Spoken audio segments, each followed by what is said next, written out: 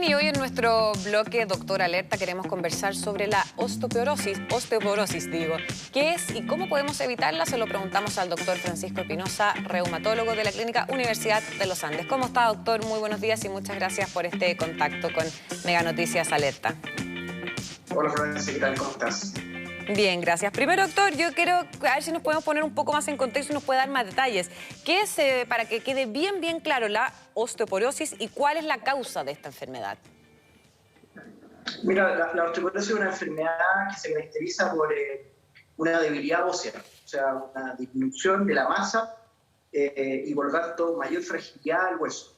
Hay que entender que, claro, uno siempre se imagina el esqueleto como una cosa, digamos, fija, una estructura, pero en realidad es parte de un tejido más nuestro, está vivo, se produce y se destruye. Y cuando hay un desequilibrio entre la producción de hueso y la destrucción, obviamente ese hueso se va volviendo más poroso y en términos simples, entre comillas, como que se apolilla.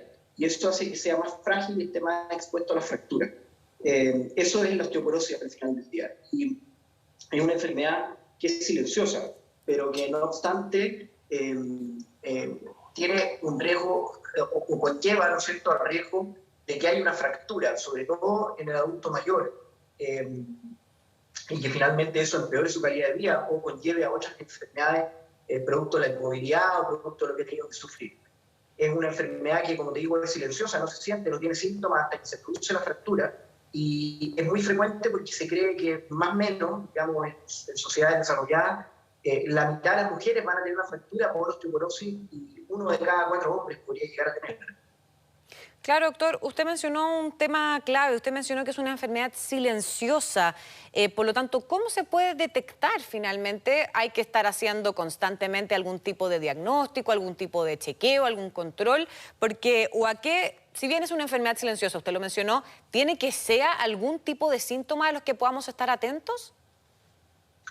Mira, primero que nada, claro, hay muchos pacientes que la consultan o preguntan, doctor, ¿este dolor que tengo será porque tengo osteoporosis? La verdad es que no, o sea, la osteoporosis efectivamente no ocasiona ningún síntoma, digamos, hasta que se produce efectivamente la consecuencia que es una fractura por debilidad ósea. Ahora, efectivamente en medicina está muy claro que hay pacientes que están en riesgo y son condición de riesgo. Primero que nada, la mujer posmenopáusica. La mujer posmenopáusica es efectivamente el nicho donde se concentra esta enfermedad. Pero también hay otros factores, ¿no es cierto? Alteraciones, ¿no es cierto? Enfermedades endocrinas, reumatológicas, artritis reumatoide, el uso de corticoides, el uso frecuente de alcohol, algunos medicamentos, enfermedades de mala absorción intestinal, como la enfermedad celíaca. Hay una lista larga que en el fondo los médicos tenemos que estar atentos justamente cuando tenemos un paciente con estas enfermedades también a ponerle ojo a su salud ósea. Pero el nicho del cual concentramos nuestra atención justamente son las mujeres después de ocurrir su menopausia, porque ahí el efecto hormonal que protegía la estructura del hueso, en parte, dicho de manera sencilla, se pierde y aumenta, ¿no es cierto?, la porosidad del tejido óseo. Claro, doctor. ¿Y cuáles serían, por ejemplo, las fracturas más frecuentes? Bueno, las fracturas más frecuentes en osteoporosis son fundamentalmente en 3 lugares. ¿Ya? Las fracturas de la columna, ¿cierto?, lo que se llama un aplastamiento vertebral, que bueno, provoca mucho dolor, incluso los enfermos muchas veces dicen, bueno, doctor, bajé 1 o 2 centímetros de altura. Las fracturas de cadera y la fractura de muñeca o de radio digital. Fundamentalmente son fracturas de baja energía. ¿Qué quiere decir eso? Que, claro, no se necesita un gran traumatismo para provocar una fractura. Justamente como nuestro hueso está, por así decirlo, enfermo y débil, un pequeño golpe, una pequeña caída, o a veces espontáneamente, sobre todo en la columna, se pueden producir este tipo de fracturas. Claro, doctor. Bueno, usted mencionó otra cosa que me llamó harto la atención, que las mujeres tienen esta enfermedad con más frecuencia y que obviamente es porque su pic de masa ósea suele ser inferior a la de los hombres y con la menopausia se acelera obviamente esta pérdida del hueso, pero por lo tanto ya sabemos que las mujeres tienen, tienen esta enfermedad con más frecuencia. ¿Pero por qué? ¿Ese es el único tema de que tenemos una menor masa ósea?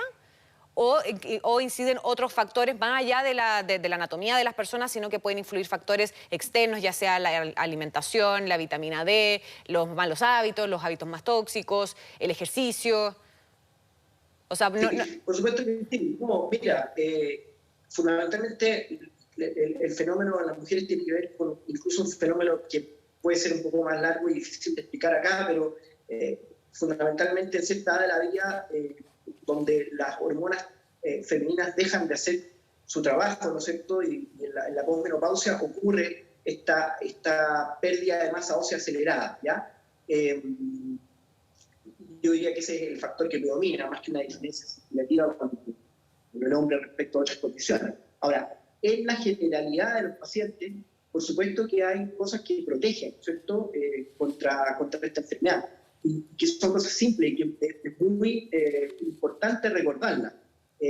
Por ejemplo, a nivel de la dieta, un consumo óptimo de calcio. Nosotros debiéramos consumir entre 1.200 a 1.500 miligramos de calcio al día. Hay que pensar que un vaso de leche tiene entre 200 a 300 miligramos, un yogur 400, etcétera. Pero debiéramos tener en nuestra alimentación diaria un consumo de calcio correcto. También lo que tú mencionaste respecto a la vitamina D, debiéramos, ¿no es cierto?, tener un consumo adecuado de vitamina D, que está en algún... Bien, ahí tenemos un pequeño problema de audio. Ahí sí lo escuchamos, doctor. Sí, perdón.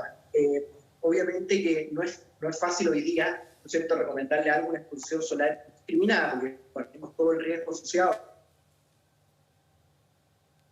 a nivel, ¿no es cierto?, de la dieta. Podemos consumir alimentos ricos en vitamina D.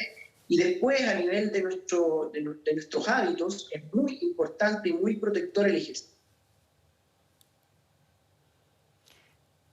Bien, ahí tenemos un pequeño problema de conexión. Estamos en entrevista con el doctor Francisco Espinosa, él es reumatólogo de la Clínica Andes, y justamente él nos estaba contando algunos detalles de cómo se puede evitar esta enfermedad que es la osteoporosis, y que justamente él nos decía que es una enfermedad esquelética en la que se produce básicamente una disminución de la densidad de masa ósea, por lo tanto los huesos se vuelven más porosos, y él nos contaba que aumenta el número y el tamaño de las cavidades o estas celdillas que existen en su interior, que son más frágiles y que resisten peor los golpes y se rompen con mayor facilidad. ¿Ahí lo escuchamos bien, doctor? Sí, perdón, estaba haciendo mención a la dieta, que es muy significativa, el correcto consumo de calcio, el correcto consumo de vitamina D, desde épocas tempranas de la vida, ¿no es cierto? Hay que ser conscientes respecto a eso. Y luego respecto al hecho de la actividad física, del ejercicio.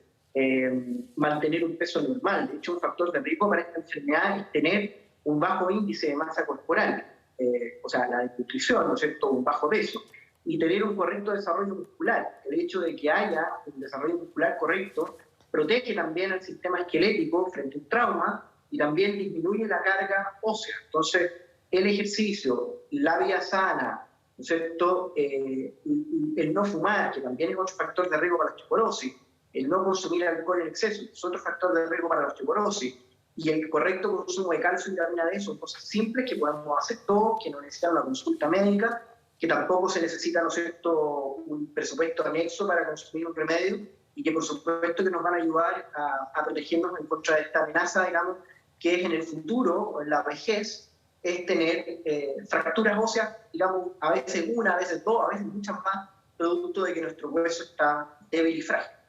Claro, doctor. Y ya para ir cerrando, las personas que ya tienen esta enfermedad, ¿cómo se pueden tratar?